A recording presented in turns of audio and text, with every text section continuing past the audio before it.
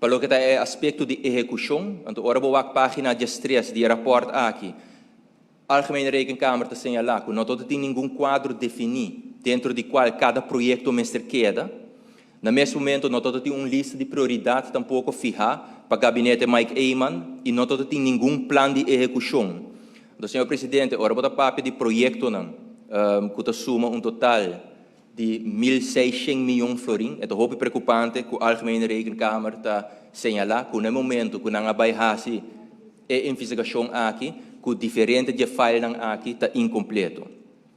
Outro aspecto que a Algemene Rekenkamer está señalar está risco lo que tem a ver com o controle do projeto a Algemene Rekenkamer, a página 13 e 14 está señalar, senhor presidente, que não está dando informação completa e necessária para o controle aqui por todo lugar. Não tem meta concreto fija para o que está o projeto aqui de antemano. Que uma vez que o projeto está em execução, não está evaluar e como não vai adaptar a meta. Então, eu quero saber que está net mundo para o bem, senhor presidente. Dois pontos muito importantes que tem a ver com a parte de controle, tá que não tem presupuesto fijo para todo projeto e a trobe não está señalar que a toma de decisão a base de informação incompleta. Que é aqui toda maneira que estava manejar durante o gabinete anterior.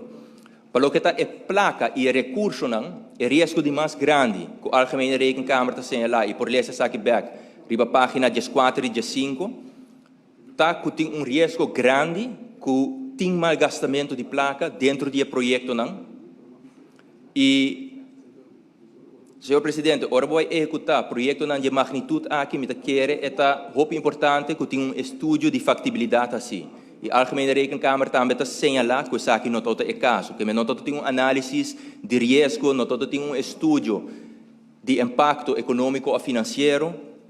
Então, não há avaliação final, para sobre a maioria de casos, maneira de participar adiante, não tem meta final fija.